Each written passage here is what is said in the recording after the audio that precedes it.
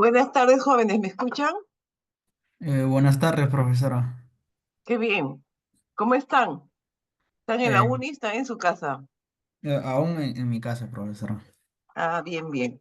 Eh, Profesora, ¿podría tal vez por esta ocasión nomás poder aplazar el examen para la próxima semana? Lo que pasa es que algunos de nuestros compañeros mañana tenemos hasta ¿La, tres vis- o la cuatro PC. visita? Ok. Y si por favor lo puede aplazar para la próxima semana. Así también, como hubo problemas, algunos han estado apoyando, entonces han estado ahí y no nos ha alcanzado el tiempo. Bueno, a mí, con respecto a mí, no me ha alcanzado el tiempo total. Y si por esta ocasión nomás podría aplazar una semana más, por favor. Ya, voy a evaluarlo con el otro, el jefe de práctica, porque mañana íbamos a tomar la práctica, ¿no? Que supuestamente ya les había advertido, porque ya hemos hecho bastante, pues, y ahorita ya queda, simplemente ir hasta banco de tubos, ¿no? Sí, sí, Eh, sí, sí, sí.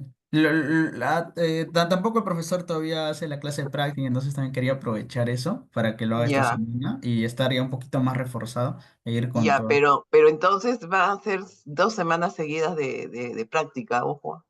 Sí, ya, la próxima, pero la próxima les vuelvo a tomar. No les dejo un blanco, ¿se dan cuenta? Que ya debo tomar 6, y estamos en la cuarta, y ya tengo, por eso que estoy adelantando temas, ¿no? No hay problema, porque yo tengo, como les digo, tema, la siguiente va a ser convección natural, ahora el cambio de fase y parte de intercambiadores que yo voy a empezar ya en esta semana a cabo, y seguramente el martes llegaré a intercambiadores, y el miércoles, bueno, ustedes van a dar la práctica, y el otro miércoles yo ya estoy con bastante, o sea, vamos a tener 2 semanas seguidas de práctica. Con esos Y- aspectos. Normal, profesora, está bien. Está Ah, bien. ok, ya. Gracias. ¿Quién dice que está bien mañana, profesora? No todos están de acuerdo, joven. Ojo, ojo con eso. Bueno, Profesor, vamos a... Dime. disculpe, como también llevamos el curso de masa, si posponen la PC para la otra semana, tendríamos visita, PC de calor y PC de masa, y se nos acumularía. Por eso es Mañana en la que PC de sí masa. deseo que sea mañana. La PC de masa dijo que era mañana, no la próxima semana. Por eso quería aplazar, porque no me alcanzó el tiempo suficiente para estudiar para los dos y ya eliminé una PC también. Ya, Entonces, parece que no hay PC de masa, dice no, sí hay. El profesor dijo la semana pasada que había PC esta ¿Hay, semana. hay Entonces, 2 salones de masa o es el no, mismo profesor? uno nomás. Entonces, ¿por qué no están todos informados? No sé. Yo escuché que el profesor mencionó eso, pero bueno. Pero habría que chequear, porque si no, como te digo, se va a hacer un problema, como dicen ellos, así la siguiente te les va a acumular, o sea, pues igual. Bueno, eso se queda en suspenso, entonces todavía no seguirá para mañana la práctica, ya, porque veo que este necesito información clara sobre la PC de masa, pues de repente el profesor cambia de idea y se peor todavía la historia, ¿no? Como les digo, yo no tendría problema de postergar, pero la siguiente semana van a tener de nuevo práctica. Bien, Ingeniera, vamos. Dígame. ingeniera, soy Alexander Morán. Ingeniera, Sí, mire, Morán. no sé cómo será, no sé si me puede dar plazo, no sé cómo serán los compañeros, no sé si tendrán PC mañana de masa, pero por ejemplo, nosotros tenemos visita y justo llegamos directo para la Bueno, PC, ya, pues que es mañana, ¿no? eso sí ya está resuelto, Morán. O sea, van a la segunda hora, pues no hay problema. Y se les da el tiempo que necesiten si es que llegan un poco más tarde. Eso lo resolvemos, ya. Ese no es problema. ¿Cuál es el otro problema, Morán?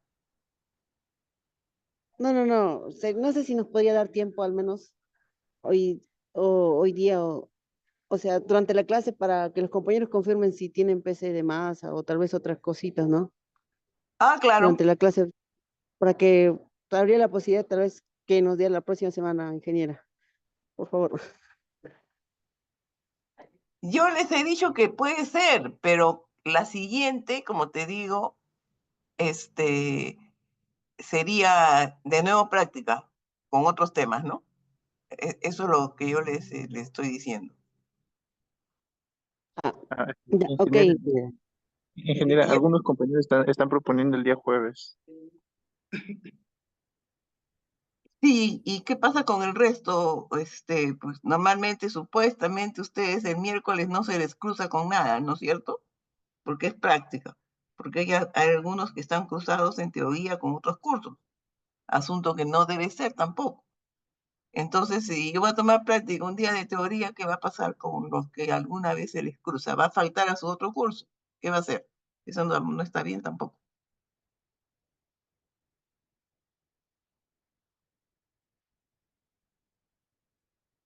Bueno, pónganse de acuerdo. No sé si cambiando ustedes ahorita, mira, ustedes son 15 y sus compañeros son 39, creo, pues se han retirado 2, 38. ¿Te das cuenta? ¿Qué dice el resto?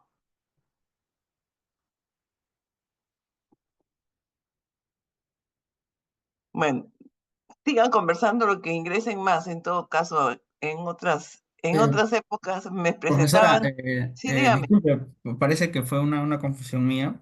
No sé si tal vez por esta ocasión podría ser el jueves, si no. Sí, pero ya te digo que el jueves es una hora normal de teoría. Y no sé si alguien tenga práctica de repente el jueves de otros cursos, no lo sé.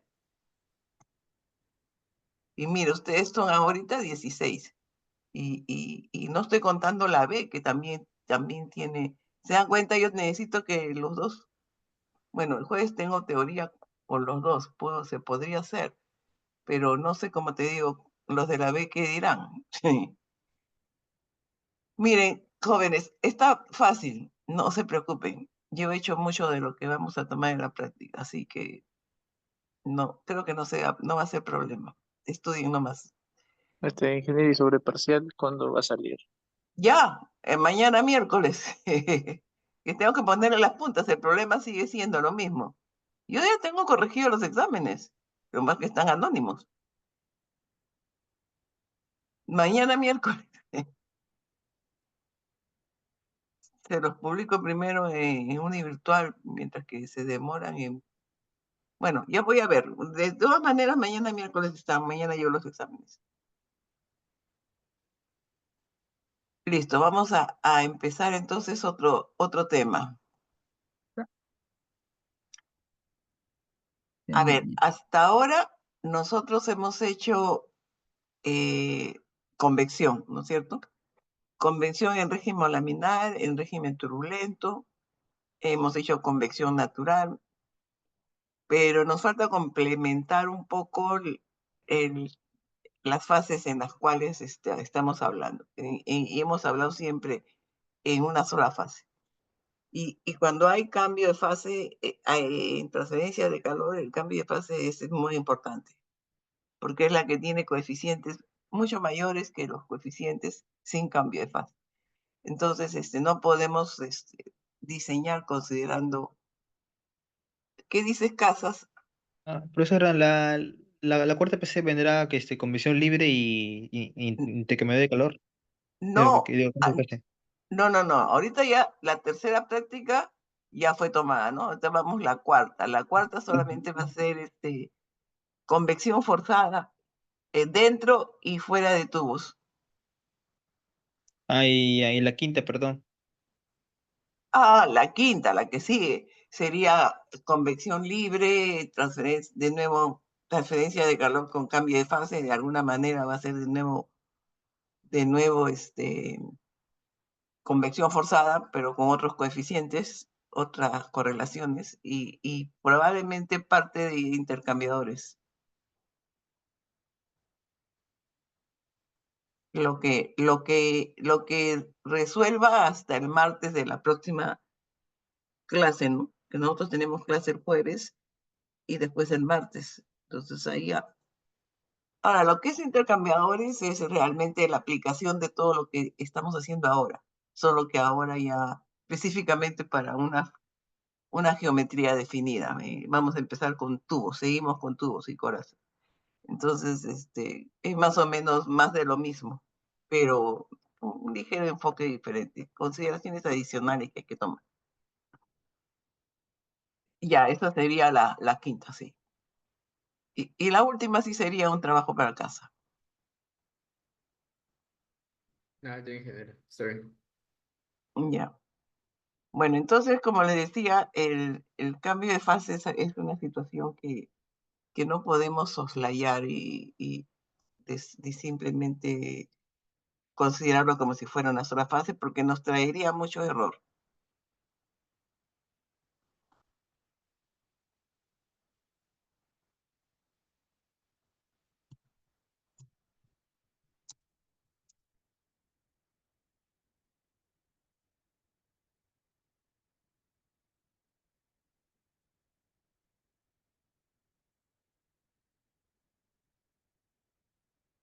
Ok, después pasamos lista ya. Ok, vamos a...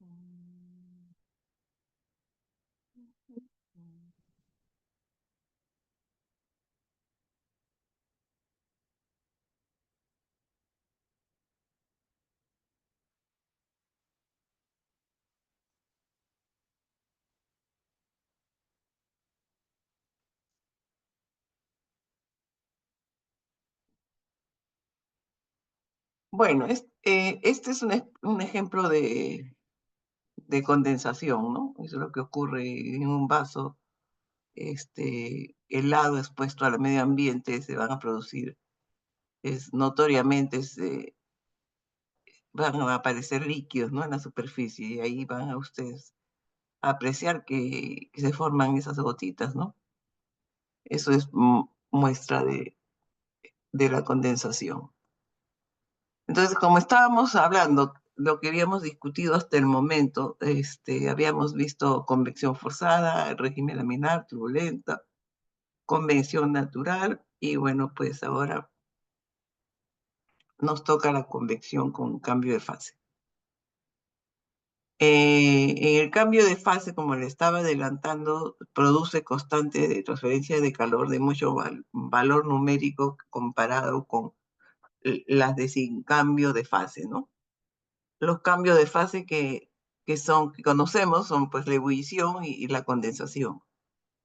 En los equipos de intercambio más de intercambiadores, más digamos que aplicamos la condensación, ¿no? Porque siempre que intercambiamos energía, puede ser que el fluido que está calentando en algún momento puede llegar a su punto de condensación y entonces se va a producir la mezcla.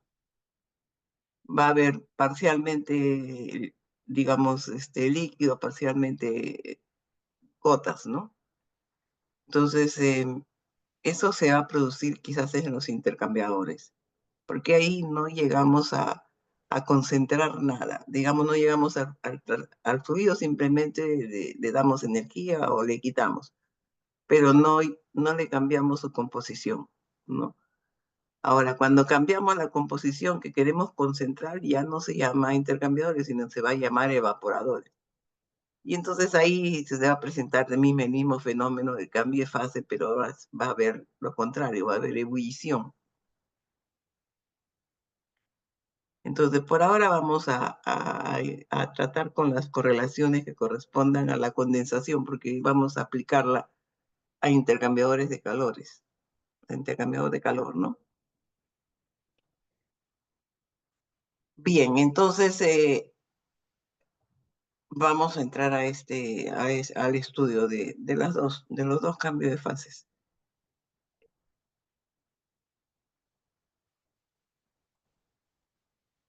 Ok, cuando tenemos ebullición, la diferencia de temperatura es entre la temperatura de la pared y la temperatura de saturación del líquido. Vamos a...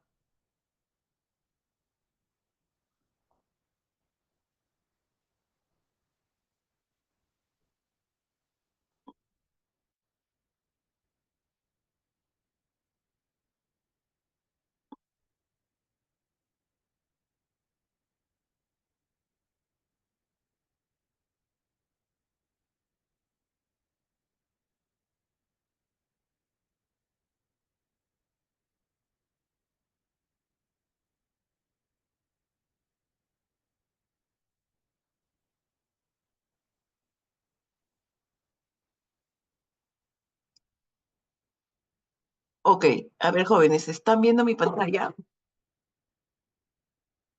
Sí, ingeniera, sí se Ah, ve. ok, ya. Ok, entonces cuando tenemos ebullición, esta es la diferencia de temperaturas del delta, es la pared y la temperatura de saturación del líquido, ¿no?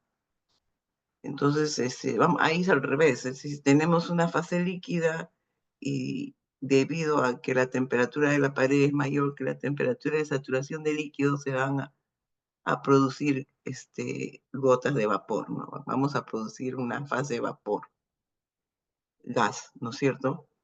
Entonces, a bajas diferencias de temperatura entre la temperatura de la pared y la temperatura de saturación del líquido, se formarán pocas burbujas y la transferencia de calor va a ser por ebullición. Y ahí nos olvidamos de la fase líquida, tenemos que ver qué ocurre con la ebullición. Y a medida que esta diferencia se pueda aumentar, se van a formar más burbujas, ¿no? Con lo cual se va a incrementar la convección en la fase líquida y va a ir aumentando el coeficiente H.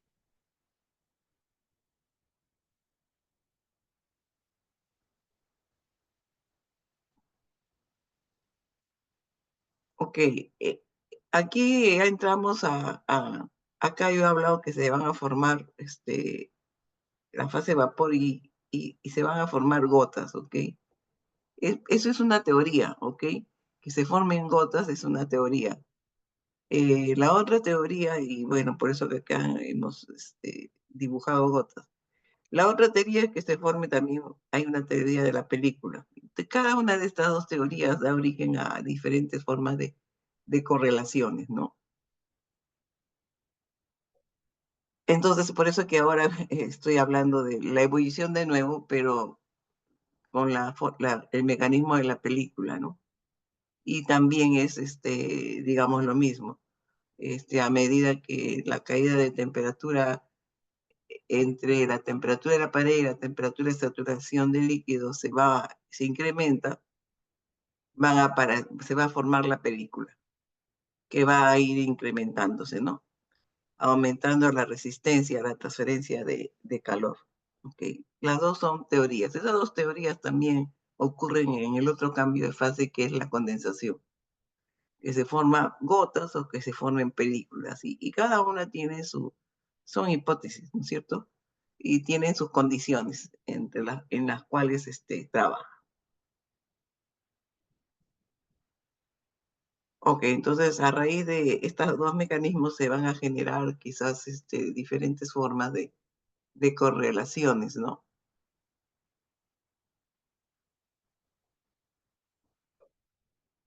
Entonces aquí decimos pues que van a existir diferentes coeficientes dependiendo del régimen, ¿no? De la transferencia de calor en la ebullición. Este es un gráfico obtenido de Jane Coprisse, ¿no? Y el cual ha graficado en función de las caídas de temperatura entre la pared y la temperatura de saturación del líquido, y dependiendo en este caso, la velocidad, no, esta es la densidad en todo caso, la densidad de flujo de calor, digamos, puede existir la convección natural, digamos, la ebullición nucleada, ebullición de transición y la ebullición por película. Y después de esto, arriba de más de 10 al cubo, ya existe la radiación, ¿no? Ya no se considera ninguno de los otros mecanismos.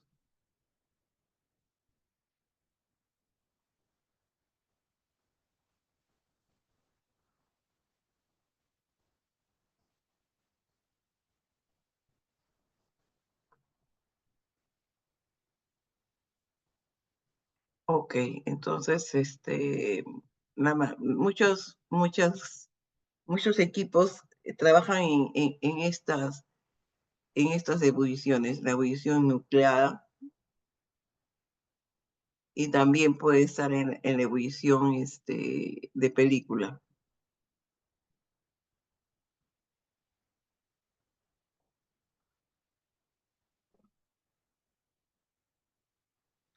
Ok, entonces ahora vienen las correlaciones. Por ejemplo, para la ebullición nuclear, también la geometría va a influir. Una correlación estimada para la ebullición sobre superficies horizontales podría ser estas, ¿no? Dependiendo de la densidad de flujo de calor. Nosotros, generalmente, le vamos al revés, no, de lo que acá dice. Nosotros le decimos Q a la velocidad de flujo de calor, Q grande. Aquí en este caso, y le decimos Q minúscula a la densidad de flujo de calor, ¿no? Pero aquí evidentemente es la velocidad entre el área, es la densidad de flujo de calor. Entonces, si queremos hacer de acuerdo a nuestra nomenclatura, esta sería Q grande, ¿no? Nosotros usamos la Q chica para la densidad. En todo caso, por las unidades reconocemos, y si está en metros cuadrados, eso es densidad de flujo de calor.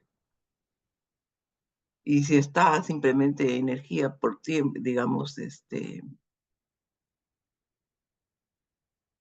si está simplemente energía, o que le digamos joule por segundo, eso es velocidad.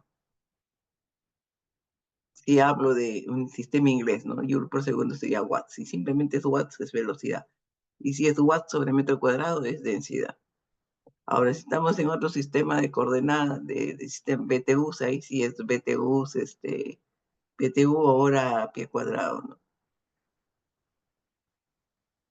O simplemente BTU por hora. Esa sería velocidad, ¿ok?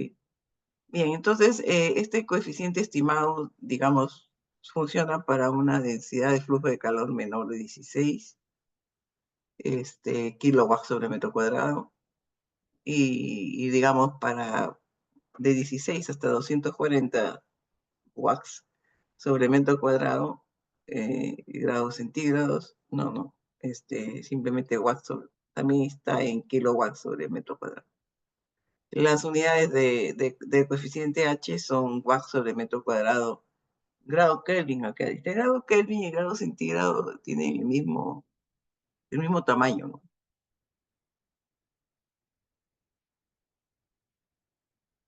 Ok, entonces, esta sería una forma como estimar coeficientes en la ebullición. Ahora, tenemos otras correlaciones de H también. En este caso, para superficies verticales. También seguimos con la ebullición nuclear, que es muy utilizada en muchos equipos de diseño. Por eso es que le estoy dando la estimación de cómo poder conocer este coeficiente. Ya, digamos que varía tanto el exponente como la constante, ¿no? De igual manera, en este caso nos dan para una densidad de flujo de calor de menor de 3 y hasta de 3 hasta 63, ¿no? Cambia, digamos, los valores de la constante y de los exponentes.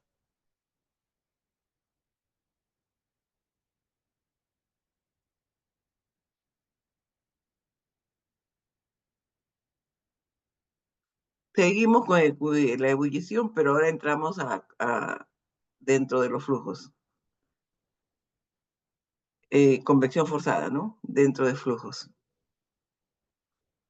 Dentro de tubos, que dentro de flujos, dentro de tubos. Ok, aquí existe una correlación en función de la presión que puede haber, porque va a haber presión si estamos en cambio de fase. Entonces, la presión ya es digamos que podríamos estimar este coeficiente dentro de tubos igual a 2.55 delta de T al cubo por E elevado a la presión sobre 1551.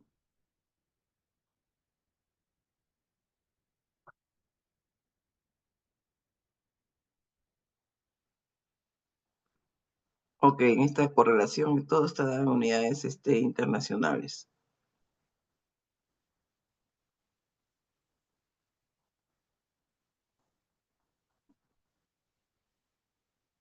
Ok, esta es una correlación para tubos horizontales.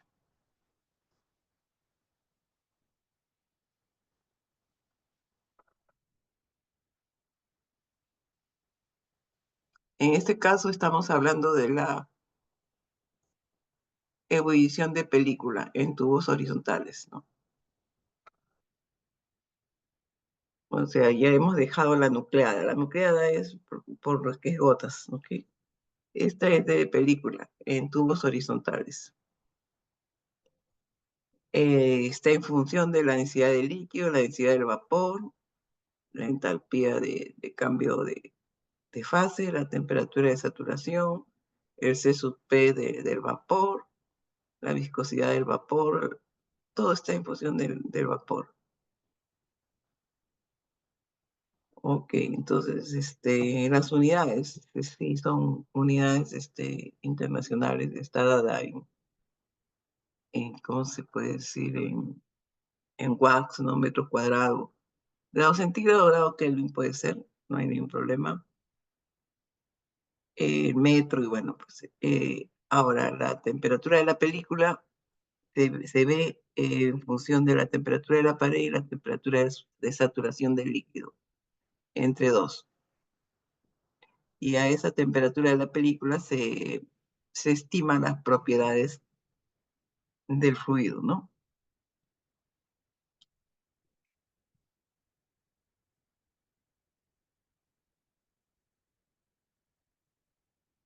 Espero que están haciendo su resumen de correlaciones, ¿no? Desde que hemos empezado convección forzada, ahora le tienen que agregar las de convección de cambio de estado, estas que estamos haciendo, ¿no? En las prácticas también van a ser con estos resúmenes, que no hay problema.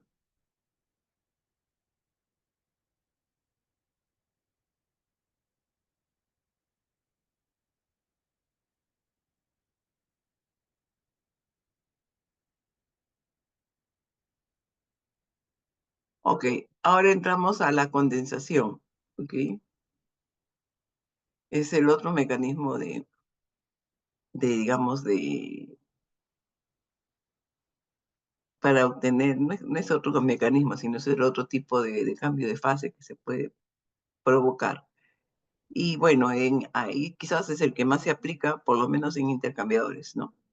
Lo de la ebullición se aplica en evaporadores.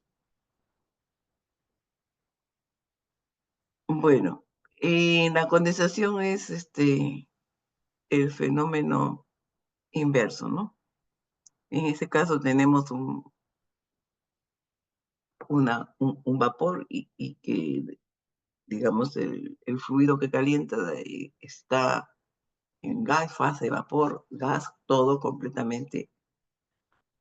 Pero puede ocurrir que varíe sus temperaturas de saturación. Entonces, ahí puede ocurrir que se forme una gota o una película. Igual, esos son mecanismos. En este caso de líquido, ¿no? Entonces, van a producirse gotas que, digamos, van a formar la fase condensada. y digamos que a medida que aumenta también la diferencia de temperatura, el delta de T también es la diferencia entre la temperatura de la pared y la temperatura de saturación, en este caso del vapor. Y entonces ahí se van a formar una fase diferente, que va a ser el líquido, y que ya viene la hipótesis, se pueden formar gotas y que van a ir incrementándose, ¿no? Y adhiriéndose a la superficie, ¿no? Estas gotas de líquido, y digamos, van a formar, estas gotas van a aumentar la convección, ¿no? Entonces, esto se puede producir en geometrías verticales como horizontales, ¿no? Entonces, nosotros estamos muy interesados en estudiar las dos posiciones, ¿no? Porque los tubos pueden estar en forma horizontal o en forma vertical. Entonces, este mecanismo sería en el futuro el mecanismo de las gotas, ¿no? Pero también puede ocurrir que se forme una película, que en este caso... bueno, de una vez hablamos de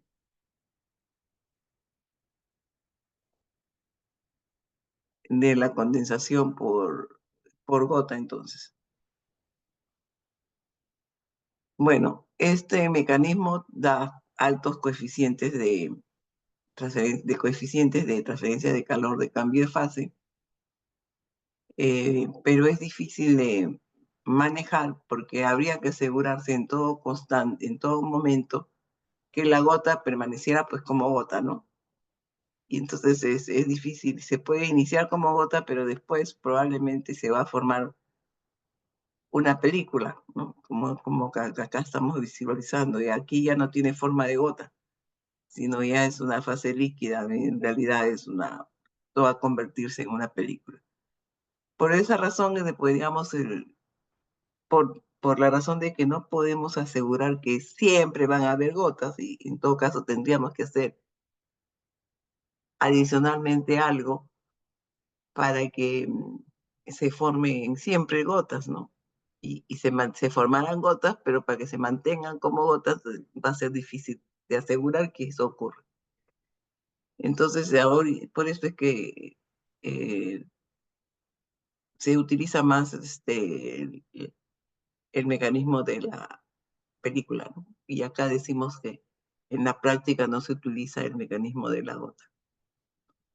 A pesar de eso, sí existen algunas correlaciones para todo tipo de régimen, ¿no? Bien, entonces el otro mecanismo es el mecanismo de la película. En este mecanismo, lo que se va a formar es una película que va a caer por acción de la gravedad en régimen laminar, y todo lo que estoy diciendo digamos, forman parte de la hipótesis. La película va a caer por acción de la gravedad y en régimen laminar, manteniendo todas sus propiedades constantes, la película de condensado, ¿no? Entonces, la condensación en general se va a formar, va a ocurrir cuando la temperatura de saturación, digamos, de la fase vapor sea mayor que la temperatura de la pared, ¿no? Bueno, es cierto también que los coeficientes que da este mecanismo son de menor valor que los coeficientes del mecanismo de la gota, eso también es cierto. Pero es más estable, o sea, es más lógico esperar que se forme una película, ¿no? Y es por la razón por la cual se utilizamos más, o sea, se puede asegurar que se va a formar siempre una película, pues. a pesar de que tenga con este mecanismo, pues tengamos coeficientes de menor valor, ¿no? El mecanismo de gota dan mayores coeficientes.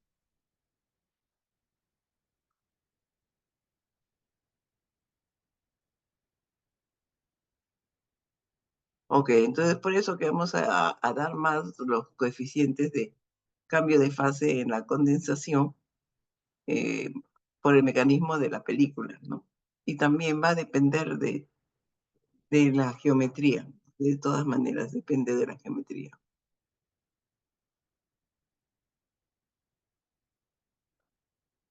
Entonces, por ejemplo, para una superficie vertical, el flujo laminar, esta podría ser una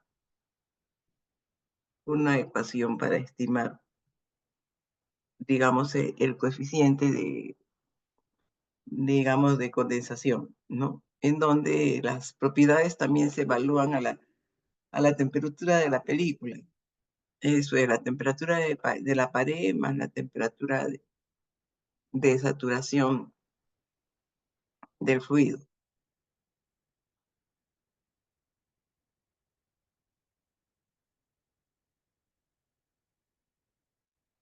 Esta correlación también está en función de la densidad del líquido, la densidad del vapor, la gravedad. Eso es porque estamos también asumiendo que cae en régimen laminar y digamos, bajo acción de la gravedad. La entalpía de cambio de fase, la temperatura de saturación, la longitud, digamos, de la superficie vertical. Delta de T es la diferencia entre la temperatura de saturación menos la temperatura de la pared.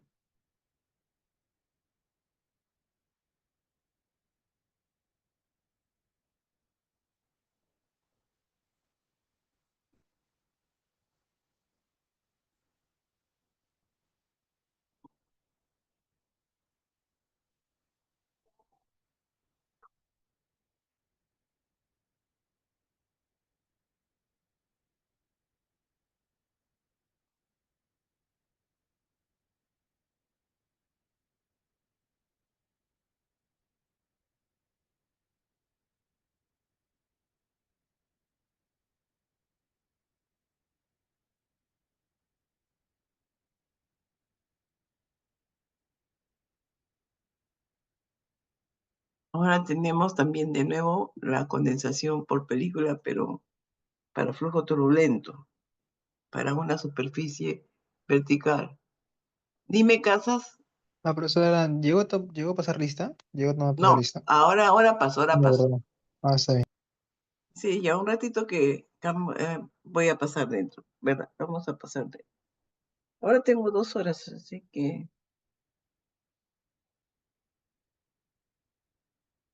pasamos acabando este tema. A ver, si tenemos película, pero en flujo turbulento, el anterior fue para flujo laminar. En flujo turbulento, en este caso, debería ser mayor de 1800. Esta correlación funciona para mayor de 1800. Ok, entonces también tenemos ciertas constantes en función de la densidad del líquido, la gravedad y la longitud de la placa vertical. También, y seguimos con las propiedades, se evalúan a la temperatura de la película. Eso es considerando la temperatura de la pared.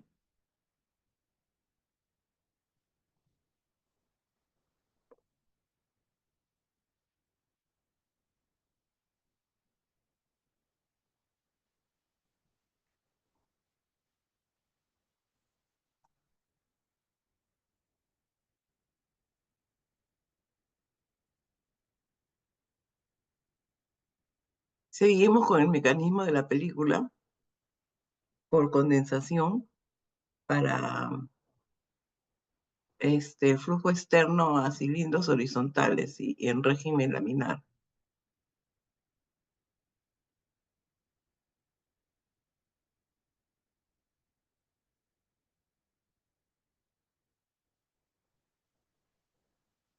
sea, estamos pasando de la situación vertical ahora a la situación horizontal.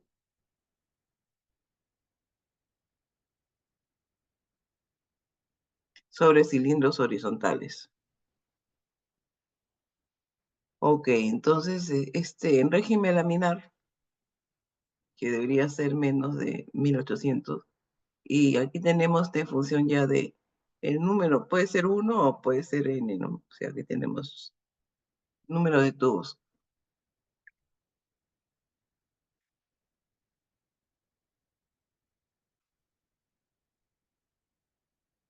Para, digamos, cilindros horizontales, flujo externo, ¿no? No dentro, sino sobre.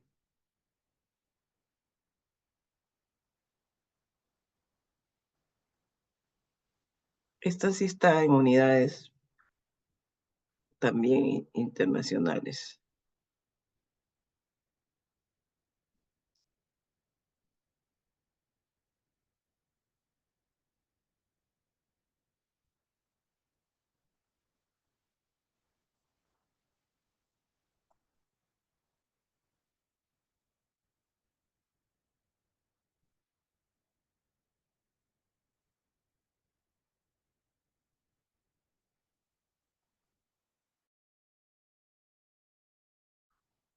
Ok, vamos a pasar lista ya.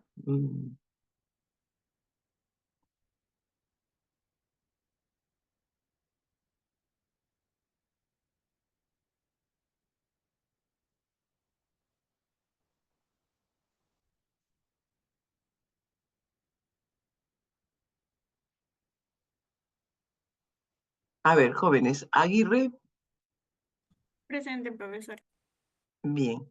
Alata, Alata Fabricio. Alata García, Álvarez, Valdeón, Presente, profesora. bien. Beteta, Presente, profesora. bien. Caballero, Presente, profesora. bien. Capari, Casas, Presente, eh, profesora. Kimberley eres, ¿no? Sí, Ya. Casas Takuri, Presente, profesora. Castro, Serna, Chacón, Cuti, Espinosa, Huecochea, Luicochea, presente, profesora. Espinosa ok. presente. Espinosa presente, Huecochea presente. González, Guardia, Guamán, Leandro, Yoctón, Yo estoy presente, Luque, profesora. ok. Presente, Luque, profesora Luque. ya. Martínez, Morán, Presente, ingeniera, buenas tardes. buenas tardes. Núñez, Ocampo, Presente, ingeniera. Pacuachón, Ocampo presente. Pacuachón, también presente, creo. Pacuachón, ¿estás? presente, profesora. Listo. Quispe, Quispe es Yarico, Ramírez y Hilares.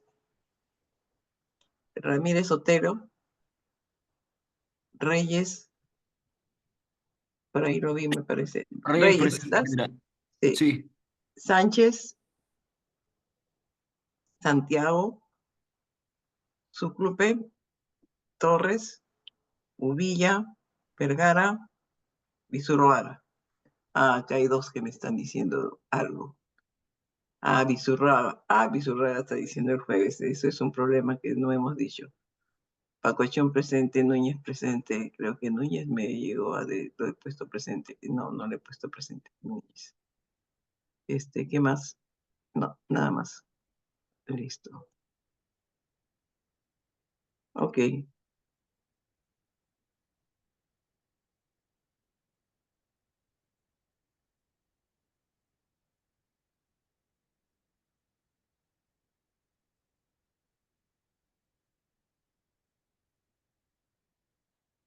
Está Goicochea, ¿no? Luicochea, presente, profesora. Sí, no, lo que pasa es que estoy aprendiendo para pasar aquí a la lista de un virtual.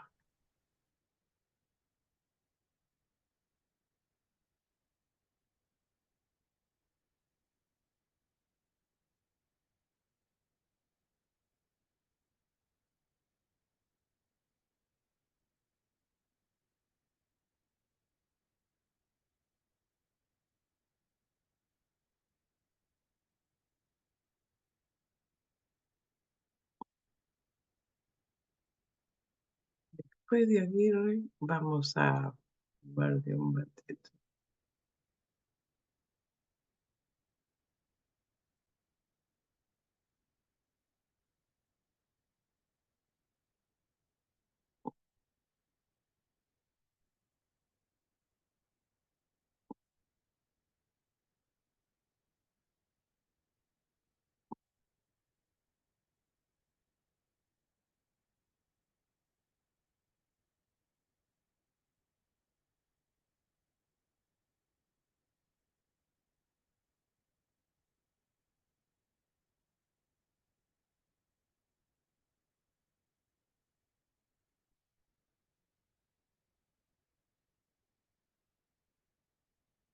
Están las dos casas. Yo tomo, ¿qué?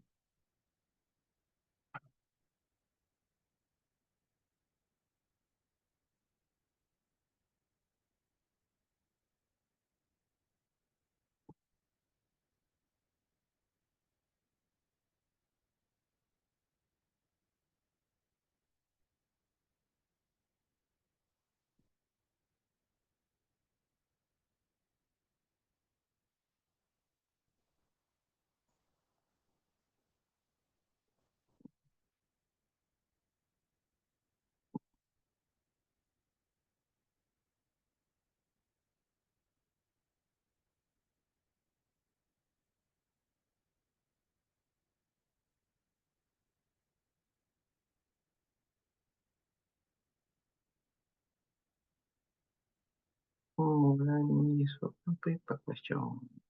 Es Reyes, ¿no?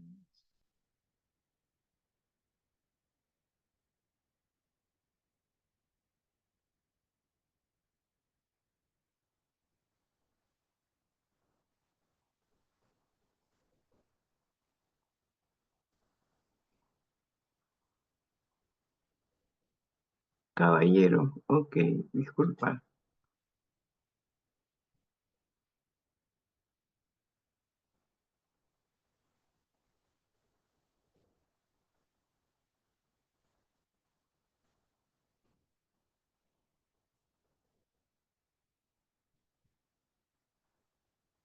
Caballero, muy bien.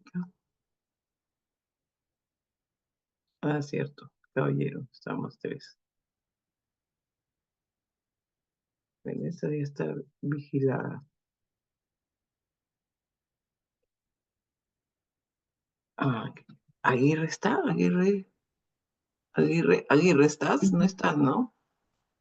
Sí estás, no. Disculpa que no te he puesto. Profesora, disculpa, Visurrada presente. Ah, ya.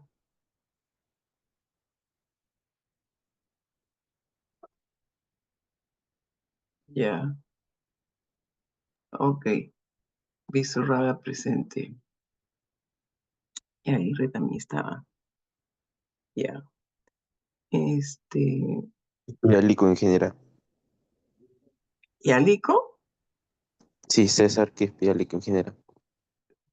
Sí, ya. No solamente está puesto. Creo que no. A ver, fíjate, voy a poner. Ahí está, Ya. gracias. Mire, Aguirre, ¿quién me está reclamando? ¿Yalico? ¿César? Sí, ¿Yalico? César Quispe y Alico en general. Sí. ¿Pero ese Yalico es tu segundo apellido o no? Sí, Quispe y Alico. Quispe, claro.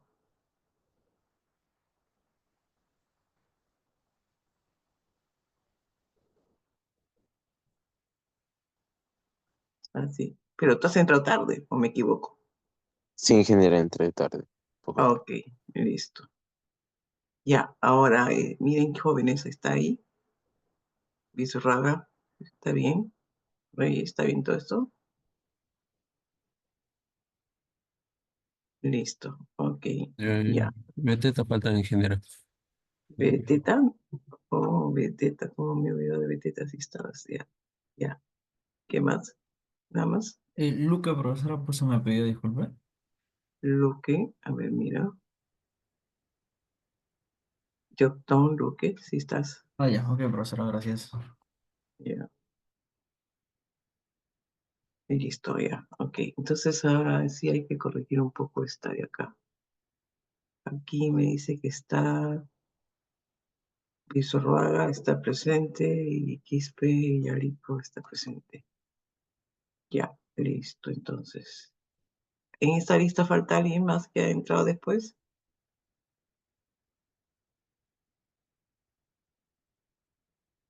Ok.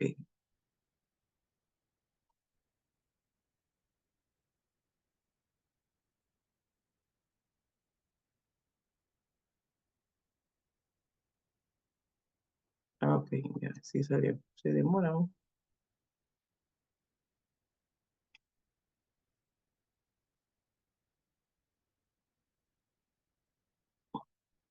Ya.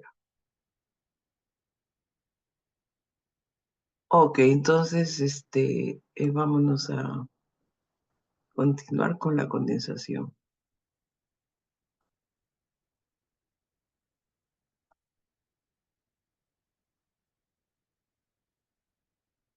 Mm,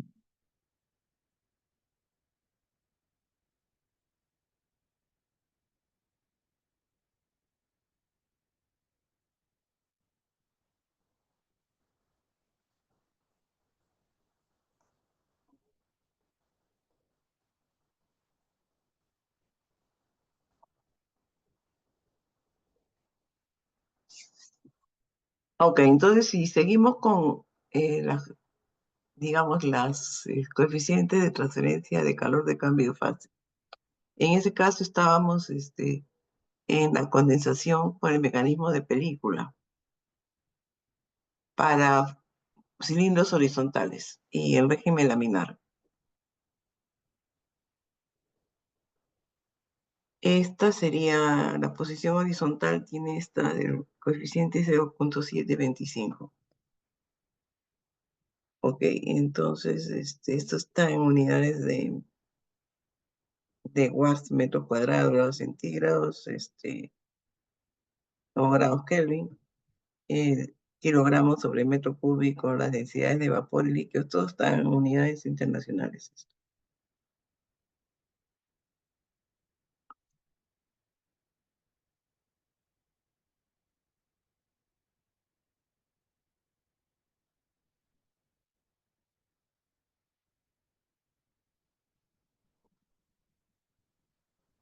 Ok, entonces el mecanismo de la película asume, y eso es lo que vamos a ver, según la teoría de Nusselt de la condensación, que se va a formar una película condensada, en este caso una película líquida, ¿no? Y va a caer por acción de la gravedad y que fluirá en régimen laminar. Esa es más o menos la teoría es la teoría de Nusselt que ha dado origen a las correlaciones que le he presentado antes. Ahora, bueno, entonces digamos que esta es en forma resumida lo que acá le estamos, lo que acá estoy mostrando, ¿no? Pues si el líquido humedece la superficie, se forma una película y el proceso se va a llamar condensación de película. Si el líquido no humedece la superficie, se forman gotas que caerán por la superficie de alguna forma aleatoria. Y este es el mecanismo de condensación por gota. Es lo que les dije inicialmente, que existían dos hipótesis de cómo caía digamos, el condensado. Puede ser por gota, puede ser por película. Ahora, si es por película, bueno, entonces ya vamos a hablar algo más sobre la condensación. En el proceso de condensación de películas se va a formar una sábana de esta película que va a crecer en espesor a medida que se mueve hacia abajo sobre la placa. Va a existir un gradiente de temperatura, ¿no?, en la película, y la película representa también una resistencia térmica a la transferencia de energía o de calor.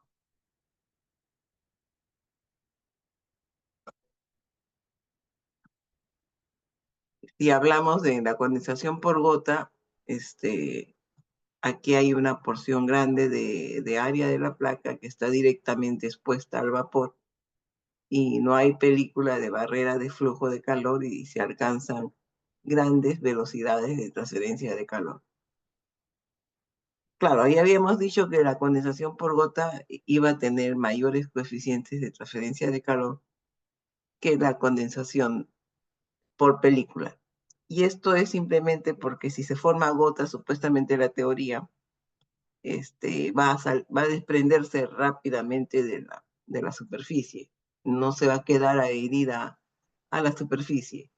Digamos que al fin, a medida que va creciendo estas gotas, se van a ir separando y no va a formar digamos, como una especie de un espesor que va a ser al final una resistencia más a la transferencia de energía, que es lo que supuestamente va a ocurrir si hacemos el mecanismo de la película, ¿no? Va a haber siempre un espesor que también es un fluido diferente, pero es un espesor, entonces es una resistencia también, ¿no? Y que por eso tenemos menores coeficientes con el mecanismo de la película que por el mecanismo de la gota. El problema es que nadie asegura que las gotas se van a formar, así como se dice, y que se van a desprender rápidamente de la superficie, no dejando resistencia. Ese es el problema. ¿Cómo aseguramos esa parte? Ahí vamos, seguimos, ¿no? El efecto de los coeficientes de transferencia de calor por convección por el mecanismo de la gota da como 7 veces más grandes los coeficientes que por condensación de película, que realmente son bastante altos. Sin embargo, es muy difícil mantener la condensación por gota, debido a que la mayor parte de la superficie se va a humedecer después de estar expuesta a la condensación de vapor por prolongado tiempo.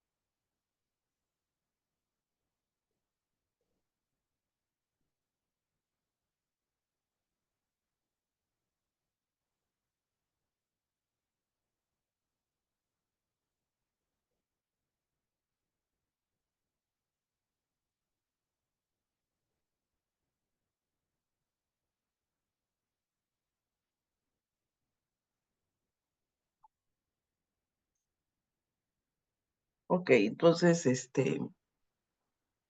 debido a esto, Newsel planteó un modelo para la condensación de película, asumiendo que se va a formar una película que cae hacia abajo en régimen laminar por acción de la gravedad y con propiedades constantes, y que solo se intercambia el calor latente.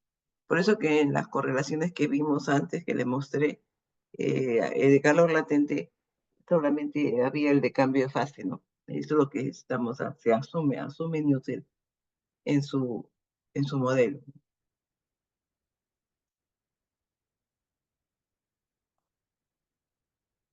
Ok, tanto la placa como el vapor, o sea, tanto la superficie como el vapor se mantienen a temperaturas constantes, que le llamaremos temperatura de superficie y temperatura de saturación del líquido. Y la temperatura de uno a otro lado de la película del líquido va a variar en forma lineal. También estamos asumiendo eso. La transferencia de calor de uno a otro lado de la película del líquido es por conducción pura.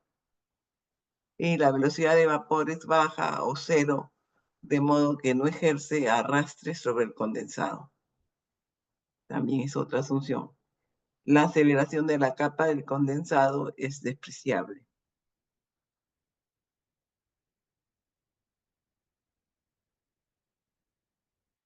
Entonces, según la teoría de Nusselt, podemos tener esta correlación para tubos verticales. El coeficiente promedio de transferencia de calor podría ser igual a 0,943 por la conductividad, la densidad, la entalpía de cambio de fase y la gravedad, evaluados a la temperatura de la película. F es la temperatura de la película, sobre la viscosidad, la longitud vertical, o sea, la altura, y la diferencia de temperatura de saturación menos la temperatura de superficie elevado a la cuarta. Eso cuando tengamos un tubo vertical. Si tenemos un tubo horizontal, el coeficiente más o menos va a variar, ¿no? Sería 0,725 elevada a todo a la un cuarto, y también multiplicando la conductividad, la densidad, la entalpía de cambio de fase, la gravedad, la viscosidad, el diámetro, en este caso la magnitud es el diámetro del tubo horizontal. Y la diferencia de temperatura de saturación menos la temperatura de la pared o de la superficie.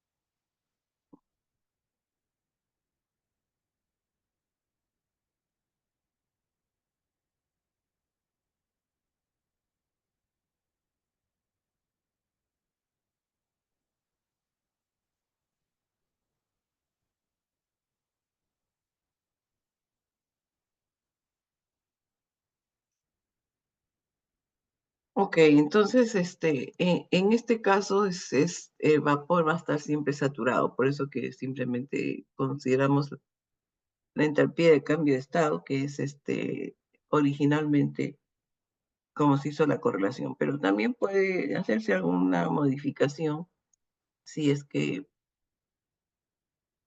a ver, podemos tomar en cuenta el enfriamiento del líquido y podemos reemplazar esa entalpía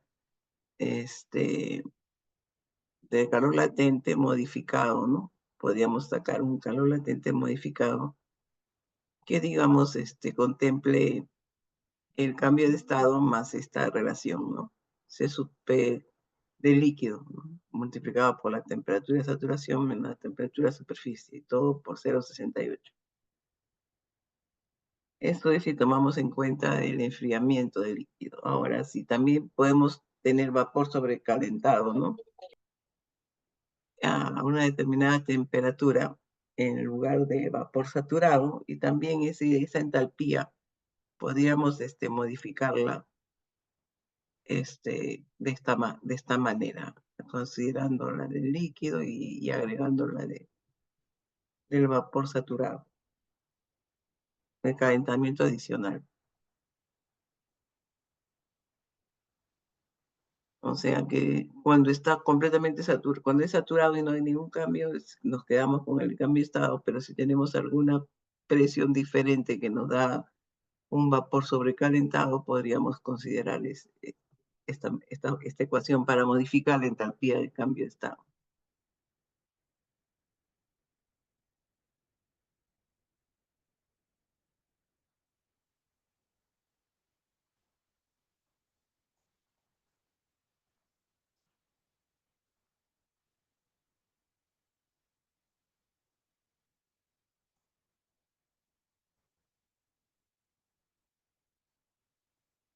Bien, entonces aquí tendríamos que agregar nuevas correlaciones, y las que más comúnmente vamos a tener probablemente serían estas de tubo vertical y de tubo horizontal, ¿no? Las que se relacionan en tubos más que placas, por lo menos en intercambiadores, cuando tengamos esta situación. Aquí también podríamos, estas son sin modificar superficies verticales para más de un número de cilindros horizontales con más números. La última que tengo también puede incluirse en el número de tubos, ¿no?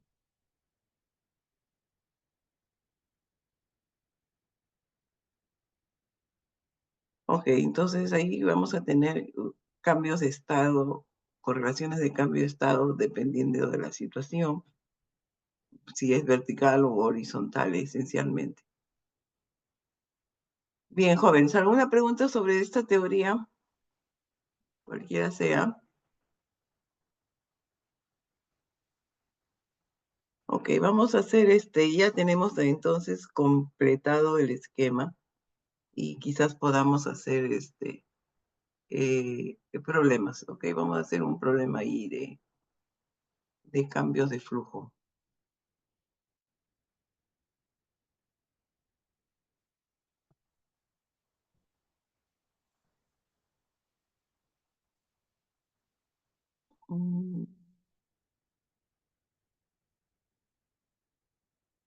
Ok, vamos a abrir esto.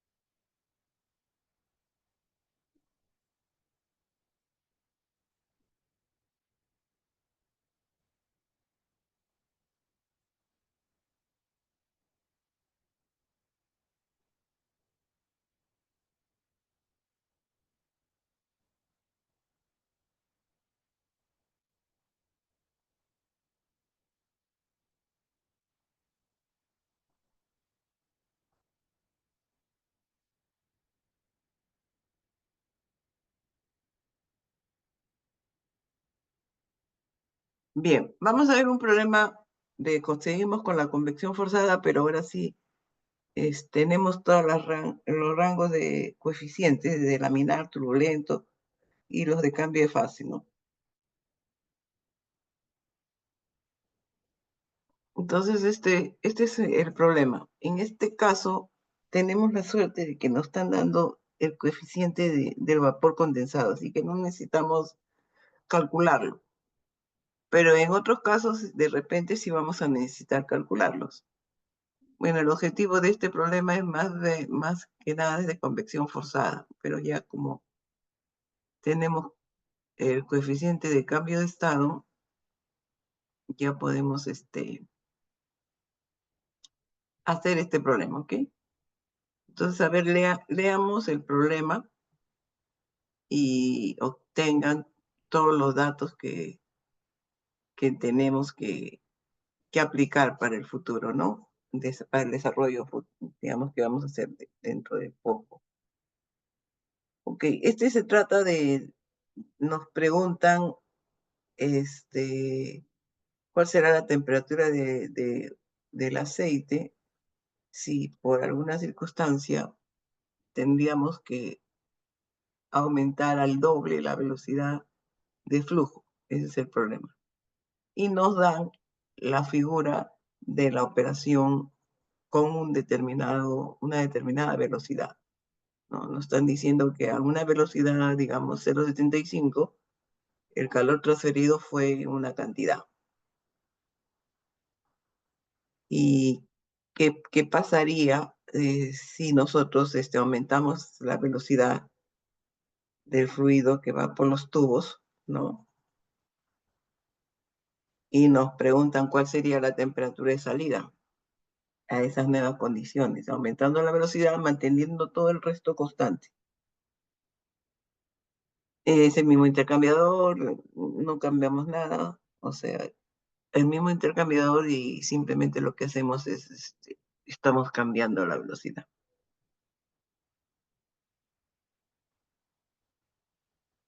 De eso se trata el problema, para lo cual nos dan la temperatura del vapor saturado que se está condensando, por eso ahí existe un coeficiente de cambio de flujo, en este caso nos están dando como dato, que sería 6.800,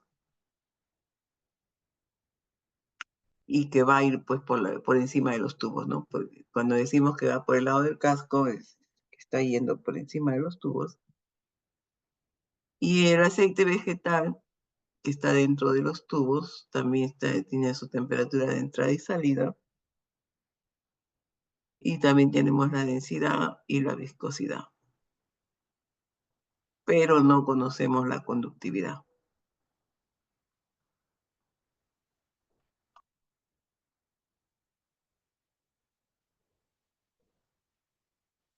Entonces vamos a tener que idear una forma de cómo obviar la conductividad, porque esa no la conocemos. En todo caso va a ser la misma para el caso del doble de la velocidad, ¿no?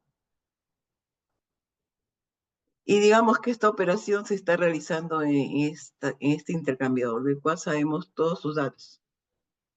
Sabemos la longitud, sabemos el diámetro, los tubos, el material. Entonces, por eso sabemos acá la conductividad térmica de esta aleación de acero, cromo, níquel, molibdeno. En otras palabras, tenemos el área del intercambiador. Entonces, con este mismo intercambiador vamos a hacer otra operación aumentando el doble a la velocidad. Podemos también aumentar a 4 veces y preguntaríamos cuál sería entonces la temperatura de salida del aceite. ¿Va a ser la misma? ¿Qué va a cambiar? ¿Va a subir? ¿Va a bajar? Esa es la pregunta. Ok, entonces, estrategias para resolver esto, ¿no? Vamos a ver algunos datos que sí, de repente vamos a necesitar. Porque casi todos los datos están acá.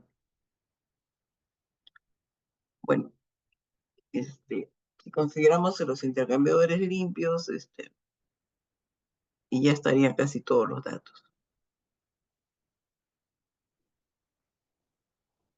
A ver, ¿ustedes qué dicen? A ver, ¿quién me dice cuál sería el área del intercambiador? Eso es algo que podemos sacarlo de frente.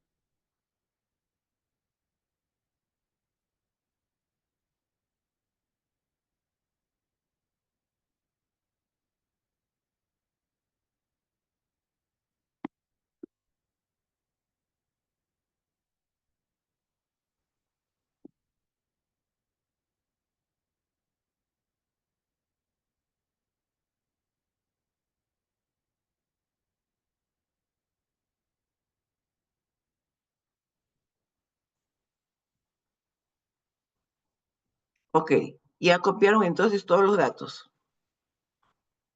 Entonces empezamos.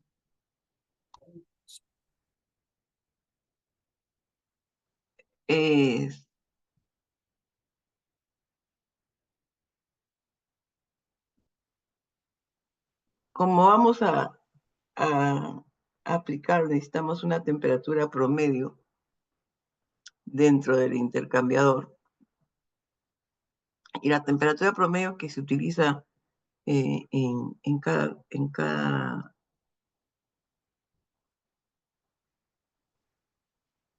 en cada equipo de intercambio de calor, ¿no?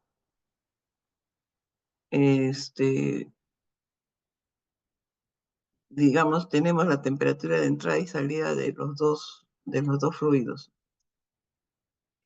Acá dice que el vapor se está condensando a 160. Entonces, la entrada 1 y la salida vamos a poner 2. Y el aceite se va a calentar. Va a entrar a 20 y sale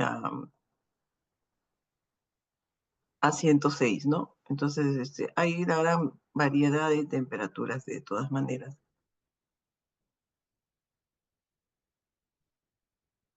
¿Con qué se va a calentar? Con vapor a 160. Entonces, el vapor va a entrar a 160. A ver, ustedes díganme, ¿a qué temperatura sale?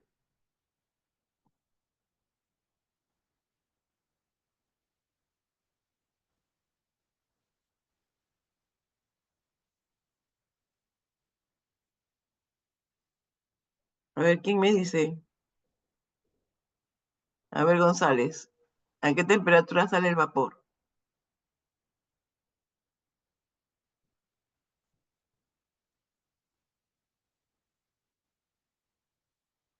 A ver, ¿quién me ayuda?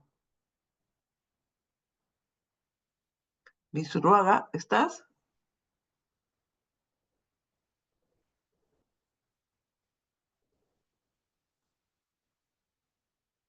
Oigan, jóvenes, ¿quiénes están? Profesora, sale a 106 grados ¿El vapor? y no se equilibran al salir, en la salida. No necesariamente, Cuando, no. En todo caso sería el vapor, mire, el vapor se está condensando. ¿Qué pasa cuando un fluido está vapor y cualquier fluido está en una fase líquida y se cambia a una fase vapor, o al revés, está en la fase gas y cambia a una fase líquida? En este caso es esta condensación. Termodinámicamente nosotros estamos en termodinámica, cuando un fluido está en el cambio de estado, consideramos una situación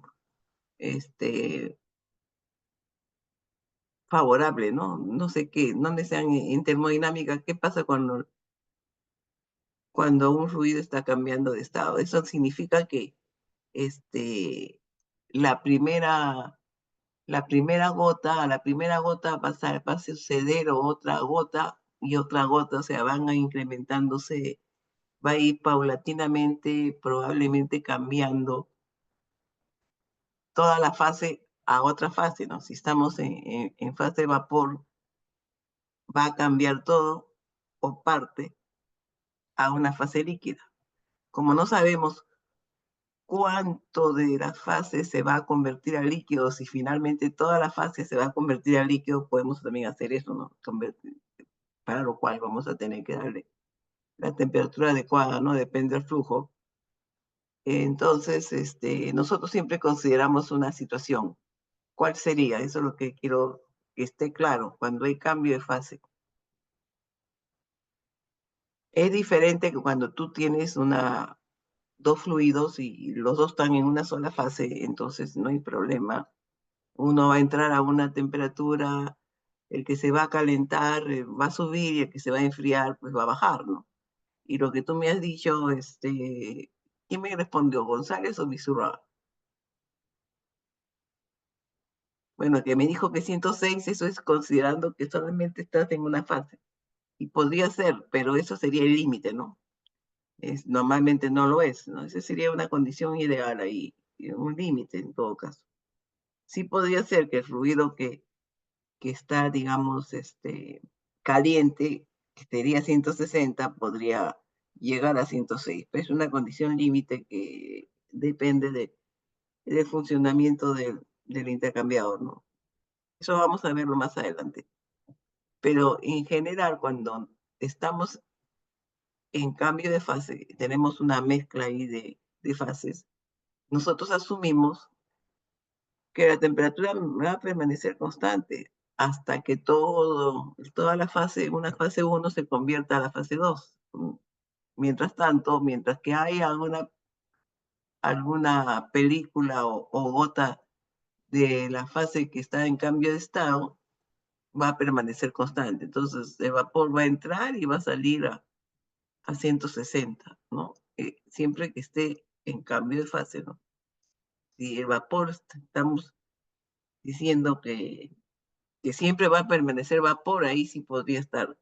Pero si está en cambio de fase, no, porque acá dice vapor saturado condensándose. Entonces está cambiando, pues.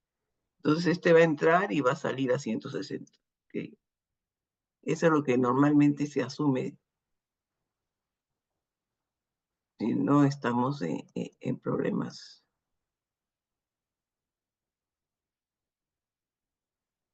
Y normalmente en el cambio de fase siempre al revés también se cumple, ¿ok?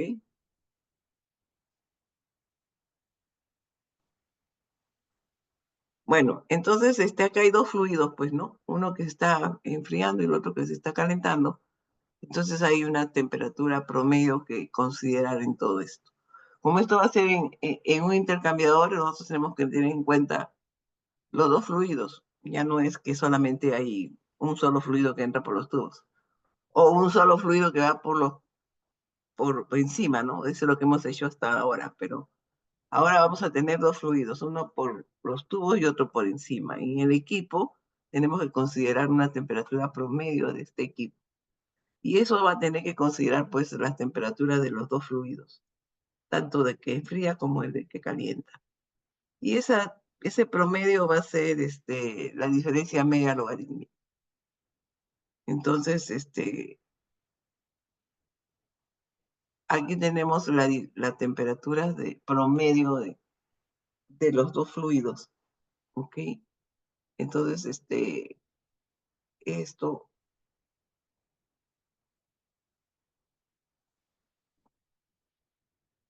vamos a considerar recto por ahora, aunque no está tan recto. Digamos que uno entra a 20 y sale a 106, ¿no?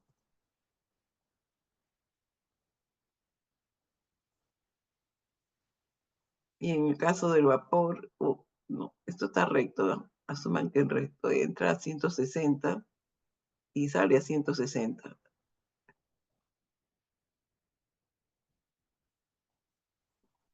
Ok, entonces para considerar tanto el fluido, digamos, este es el fluido frío y este va a ser el fluido caliente. En este caso, este vapor condensándose. Entonces, la temperatura promedio de este equipo va a ser estas diferencias. Las diferencias en los extremos de entrada y salida sobre el logaritmo neperiano de esas mismas diferencias.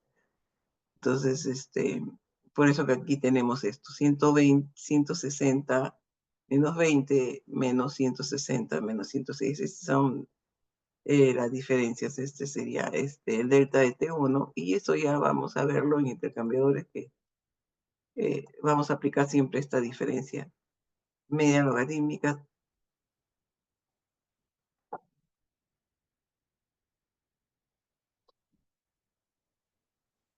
para calcular la temperatura promedio, ¿okay? En el equipo. Ok, entonces nosotros ya tenemos un equipo ahí definido. Tenemos el área del intercambiador, tenemos el área del intercambiador, la están dando. Tenemos el calor, con el cual dice que funciona a la velocidad de una velocidad 1, que en este caso es 0,75, y tenemos la diferencia media logarítmica. Ok, entonces nosotros podríamos sacar cuál es el coeficiente del intercambiador actual. No, y que no, de esto quizás nos pueda servir para poder calcular la nueva temperatura de salida, porque hay algunas incógnitas ahí que no tenemos el C-P del aceite, entonces no podíamos calcular con alguna correlación, porque siempre va a necesitar el PRAN, y ahí no vamos a saber cuál es la conductividad. Así está planteado el problema, ¿ok? Entonces, con estos datos, nosotros podíamos sacar el coeficiente del intercambiador. Ahora, podemos considerar el área interna o el área externa. Por eso que aquí están apareciendo el término uso y no. Eso es decir, el diámetro interno o el diámetro externo de los tubos, ¿ok? Entonces, voy a considerar el área interna. Entonces, considerando el área interna, voy a entonces esta correlación, esta ecuación va a determinar el coeficiente global basado en el área interna, ¿ok? Entonces, eso es lo que voy a hacer para la operación que me han descrito. Con eso voy a obtener que el coeficiente global basado en el área interna para este intercambiador es esta cantidad, 274.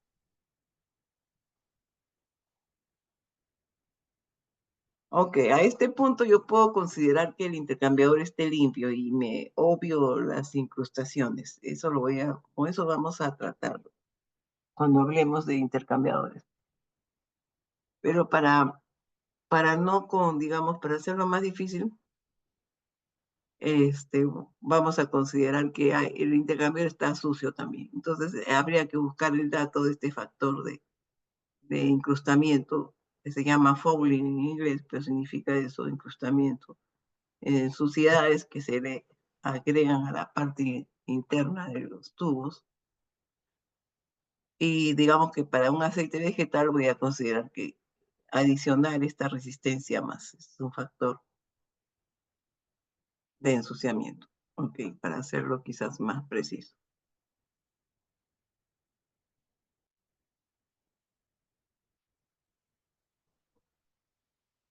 Ok, entonces ahora empecemos a tratar de obtener lo que nosotros no tenemos en este momento. Ok, acuérdate que este coeficiente global reunía todas las resistencias. Y en este caso, ¿cuántas resistencias van a haber? En las resistencias de un cilindro, ¿se acuerdan? Cuando teníamos capas de cilindros y fluidos que iban por dentro y por fuera. Cuando hicimos cilindros, en general, del cilindro, esta era la pared del cilindro. Y decíamos, lo dábamos como dato, aplicábamos al momento de la condición frontera, en ese caso no era importante. Decíamos que acá había un coeficiente interno y algunas veces decíamos que afuera había otro fluido, ¿no? Y digamos con un coeficiente 2, ¿no? Bueno, más o menos esta es la situación que tenemos ahora. El coeficiente global reúne todas estas resistencias. En este caso, para el fluido interno, para el fluido externo, por convección, la pared del tubo, y si hay ensuciamientos, ya nos vamos a ir a complicando más. Ensuciamientos por el lado interno, por el lado externo, pero generalmente se globaliza todo esto y lo consideramos en un solo ensuciamiento, en este caso que sería esto, que actúa como si fuera un material más, entonces también no es tan importante, ¿no? Los importantes aquí realmente son el H1 y el H2, son los que dan mayor resistencia a la transferencia de energía. vamos a hablar estrictamente y vamos a considerar todas las resistencias, pero en algún momento podríamos simplemente trabajar con los coeficientes internos y externos, ¿no? Y despreciar los otros, pues. Pero bueno, hablando estrictamente, sí tendríamos que considerarla. Pero la pregunta es, si tenemos este uso y que es el coeficiente global, digamos, que reúne ya todas esas resistencias, la pregunta es, ¿cuál de esas resistencias son constantes para una nueva velocidad? ¿Y cuál de esas resistencias van a cambiar? A ver quién me dice. Aquí tengo resistencia por las paredes de los tubos, resistencia por el vapor, ¿no? Que se está condensando, y resistencia por el líquido.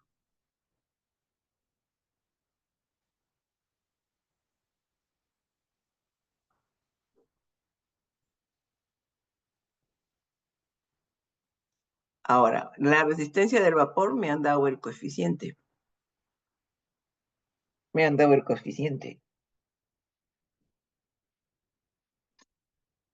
Me han dado, me dicen que el coeficiente del lado del vapor es 6.800.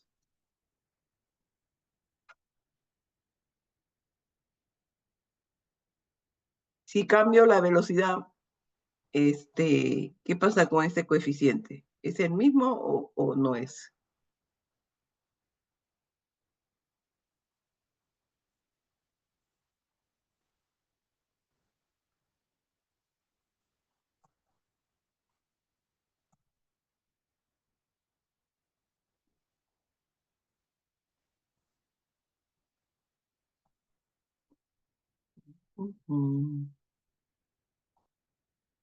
A ver, les voy a dejar para que me...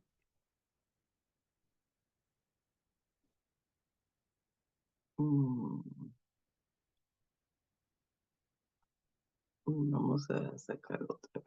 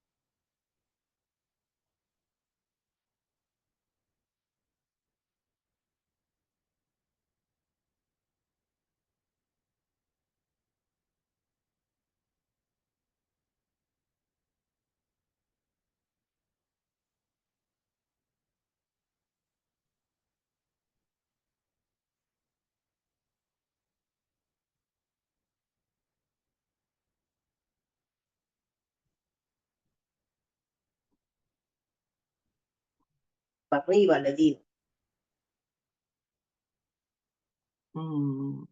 Espérense que estoy buscando.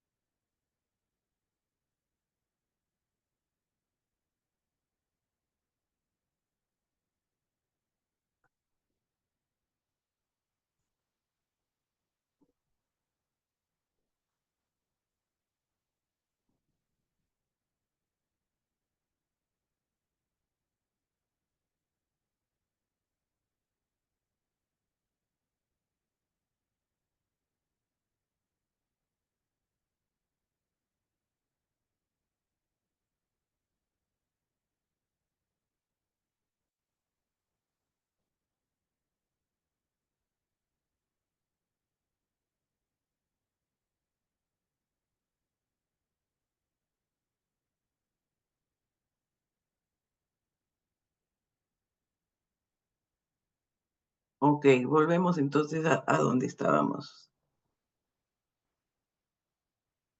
Ok, ¿cómo podemos usar ese coeficiente global basado en el área interna?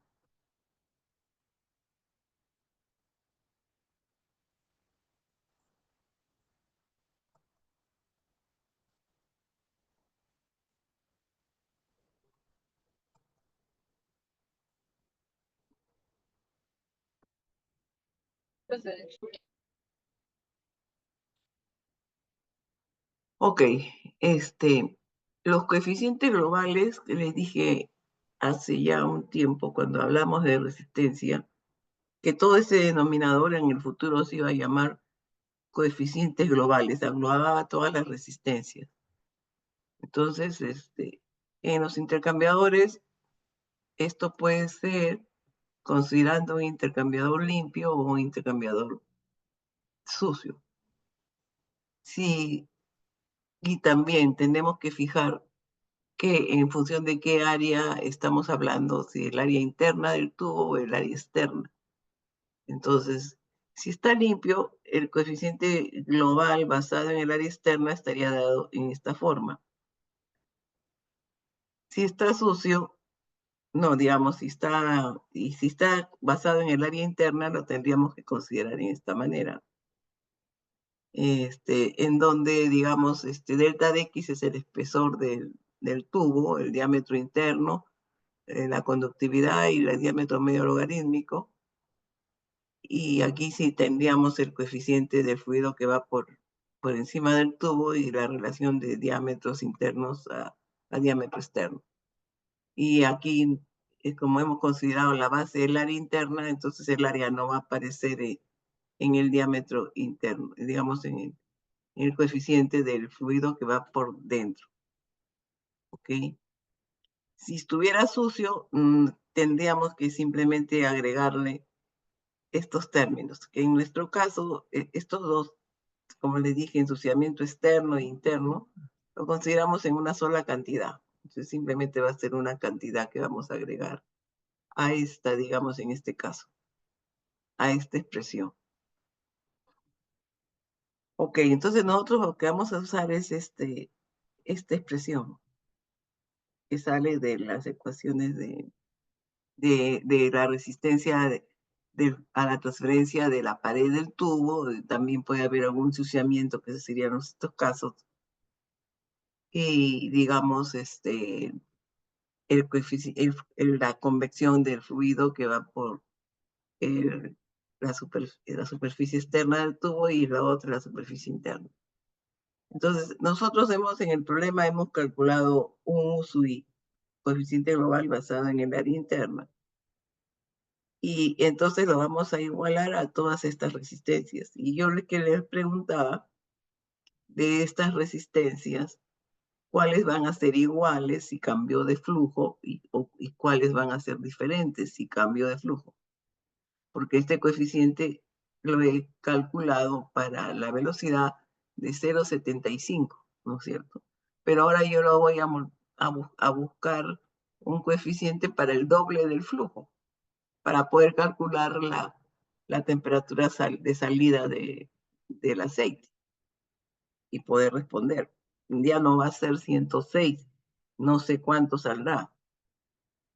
Voy a volver a esa ecuación que le planteé, pero el coeficiente global puede ser diferente y por eso les preguntaba.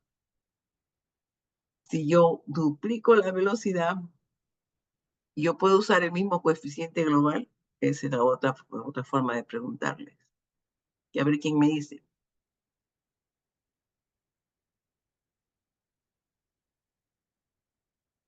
¿Alguna pregunta? ¿Alguna respuesta? A ver, miren sus correlaciones y vean cómo varía la velocidad, las correlaciones con las velocidades. En las correlaciones, casi de todas hay una variación ahí. A ver si se dan cuenta. Miren las correlaciones. Tienen exponentes, iguales, algunas veces diferentes. A ver cómo está eso.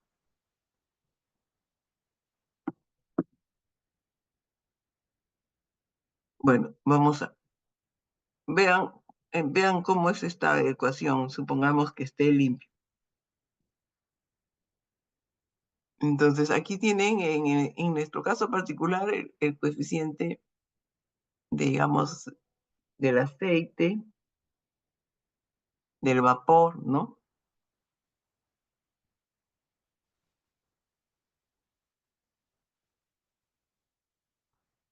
Ok, copien esto, en todo caso vamos a volver al problema.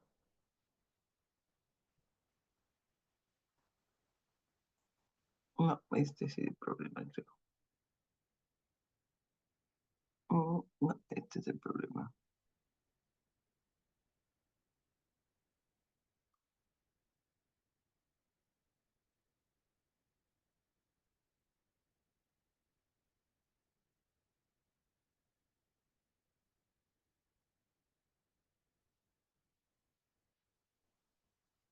Bueno, acá estábamos, ¿no?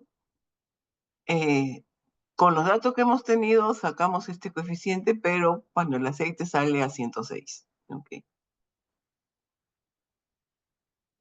Ahora nos preguntan cuál será cuando yo duplico. Entonces ahí, por eso le estaba diciendo que en este valor de este coeficiente basado en el área interna, ¿qué cosa reunía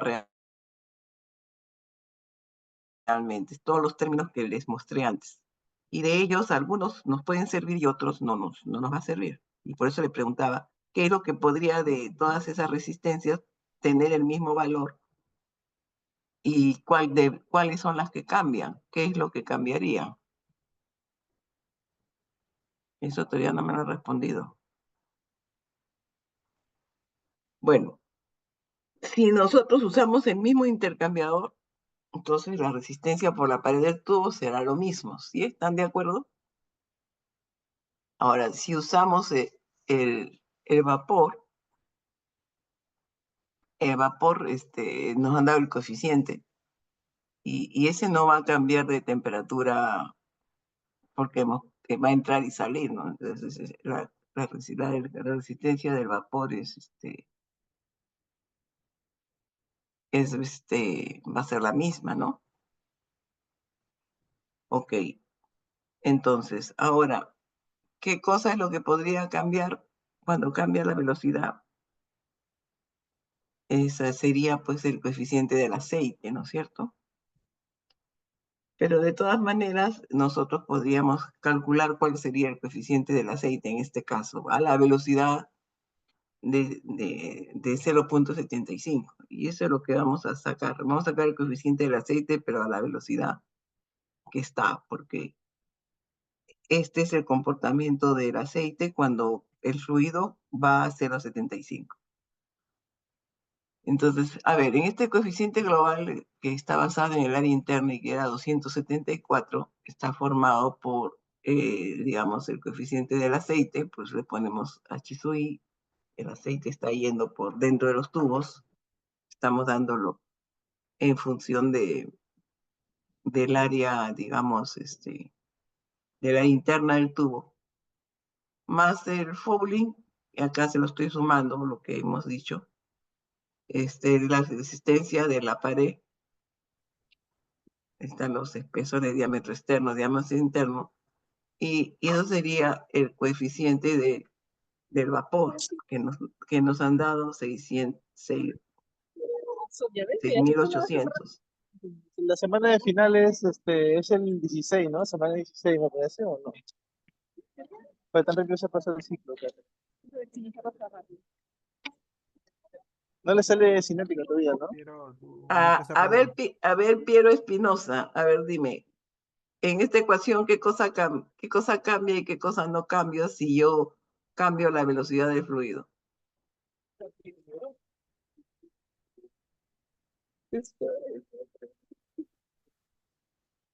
Bueno, jóvenes, ustedes cuando yo estoy hablando saben mucho y por eso no hacen caso. Y después en los exámenes se quejan de que están jalados.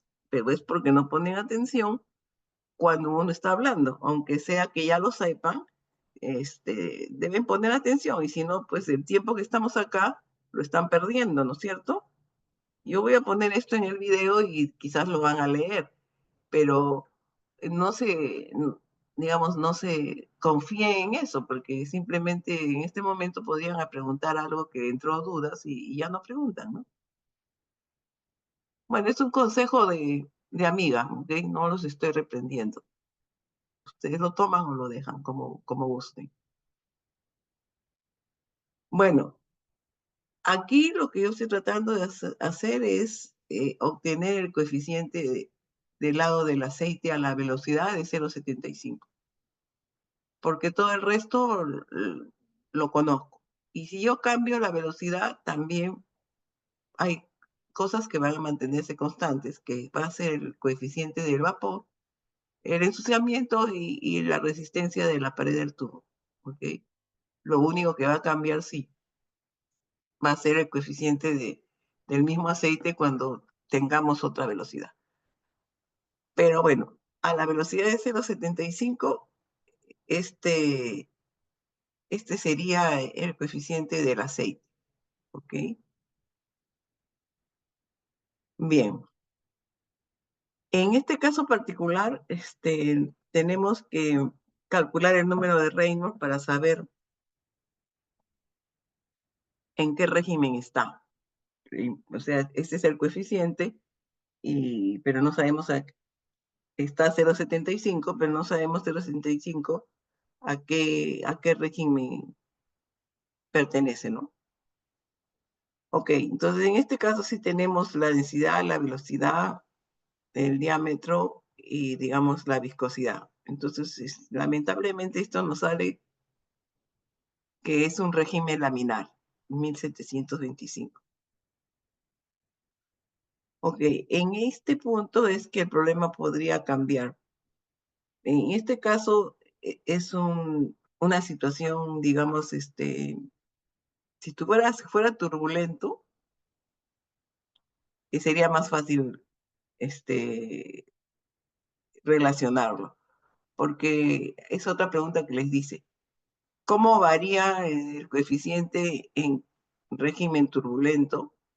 ¿Cómo varía el coeficiente de convección en régimen turbulento con la velocidad? ¿O cómo varía con el número de Reynolds? Porque si fuera turbulento, yo acabaría este problema más rápido. Alguien, miren las correlaciones y respóndanse a sí mismos, ¿ok? Bueno, en este caso no es turbulento, definitivamente. Es laminar. Laminar. Sí, es laminar, lamentablemente.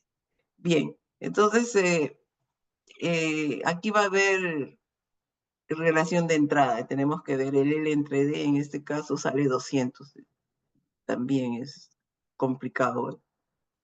Y si hacemos el doble del flujo, sería pues esto por 2, ¿no? Y ese sería un Reynolds que cae en el régimen transicional probablemente. Ya, pero entonces no tenemos ninguna correlación directa. Podríamos usar la de Hansen de repente, ¿no? Pero el problema es que no tenemos el valor de la conductividad del aceite. Entonces, vamos a tener que hacer simplemente algunas relaciones basadas en lo que ya conocemos. Conocemos este coeficiente. Vamos a hacer una relación como que, digamos, para este HI corresponde a algo y para el nuevo HI, qué cosa corresponderá, basándonos en estos gráficos. Porque sí hay y bueno, dependiendo del L entre D, ese es el otro asunto, tenemos que buscar gráficos que digamos, respondan a las relaciones de longitud y distancia que nosotros tengamos, ¿no? Y en el problema, y no lo que necesariamente hay en las gráficas. Y a veces en las gráficas no está exactamente lo que nosotros buscamos. Entonces, este es un ejemplo que sí vamos a coincidir quizás. Hay gráficas de Nusselt por Prang a la 1/3 versus el número de Reynolds. Entonces, esta gráfica no sé si la puse aquí. No la puse. No sé dónde la tengo, pero la debo tener en algún sitio. Creo que la puse en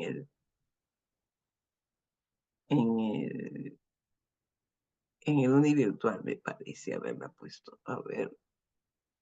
Bueno, les voy a explicar exactamente, ustedes también pueden buscar ese tipo de gráficas. Esta gráfica simplemente, aquí tenemos en la narcisa Nusselt por Prang a la -1/3, y aquí le tenemos, es logarítmico esto, y aquí tenemos Reynolds, ¿no?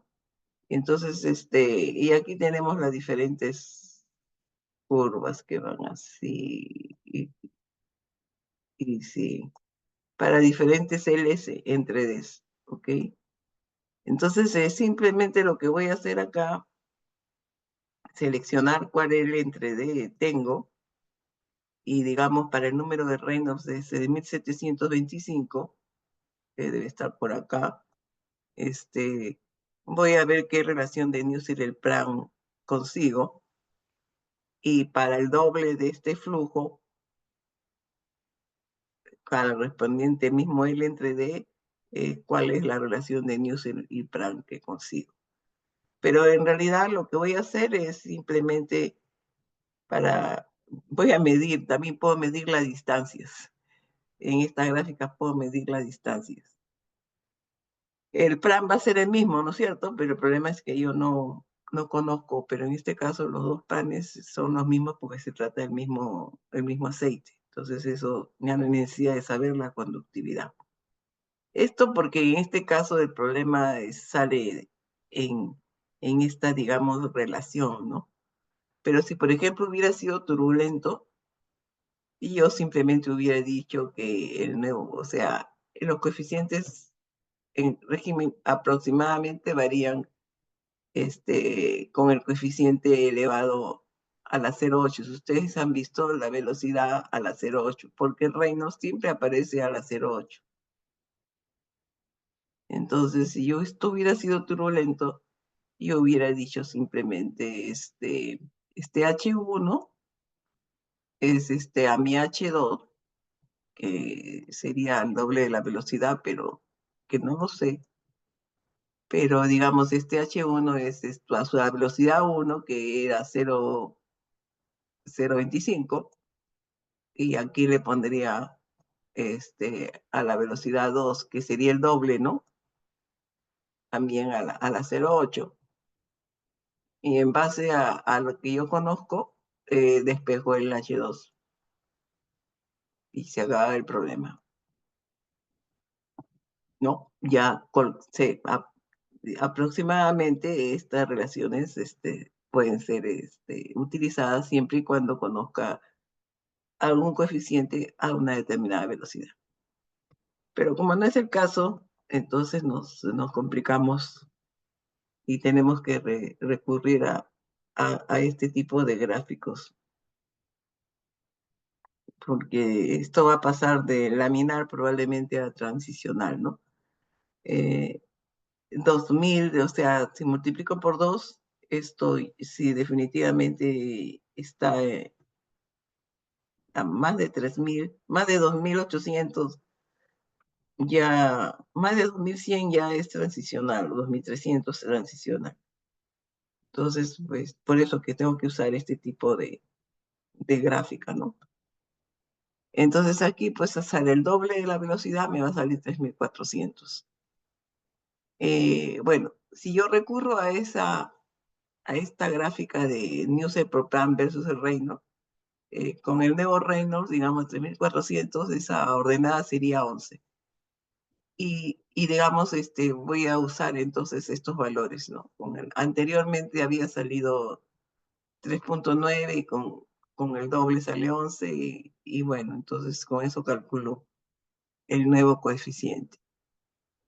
Y entonces el nuevo coeficiente es simplemente voy a cambiar el coeficiente a la nueva velocidad, y todo el resto va a permanecer constante porque, como les dije, el vapor no va a cambiar, tiene un solo coeficiente, mientras que se esté condensando va a mantener ese mismo coeficiente, y la pared del líquido, la pared de la superficie también. Entonces, con eso yo calculo un nuevo coeficiente a la velocidad del doble, ¿no? Y ya con eso ya he resuelto el problema, porque voy a calcular de nuevo el calor al doble de la velocidad, ¿no?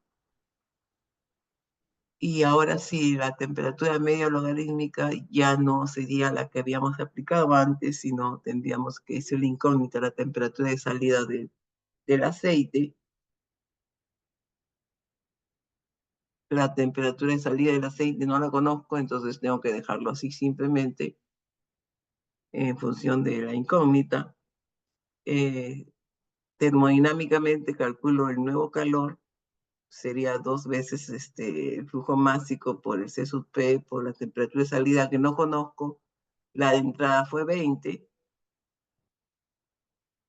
Entonces,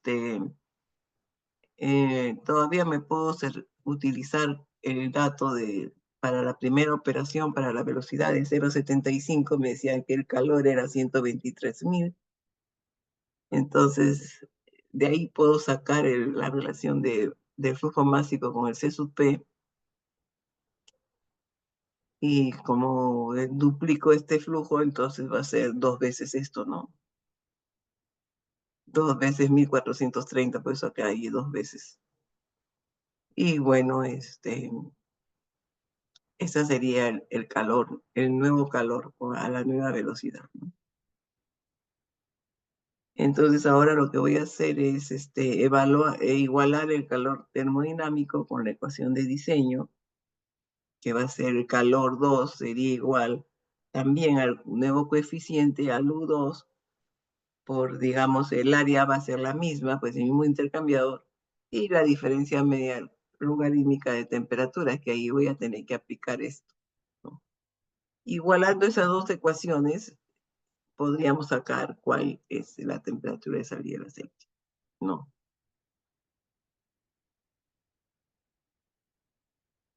Ok, eso es lo que estoy igualando, el calor termodinámico versus la ecuación de diseño con el mismo coeficiente, todo en función de T sub 0. Ecuación que se las dejo a resolver cuál es la temperatura de salida del aceite, jóvenes. Bueno, me voy a tener que quedar aquí porque me tengo que ir a la otra aula. Nos vemos mañana entonces. Mañana tenemos la práctica y los que vienen de las visitas entrarán a las 3 de la tarde y les daremos el tiempo, si es que llega un poquito más tarde, se quedarán pues con la sección B, ¿ok? Para los demás, lleguemos a las 2 de la tarde para empezar la práctica. Ok, entonces, nos vemos mañana. Que tengan una buena semana. Hasta mañana, Hasta profesora. luego, profesora, gracias. Ya, gracias Gracias. también a ustedes por su asistencia.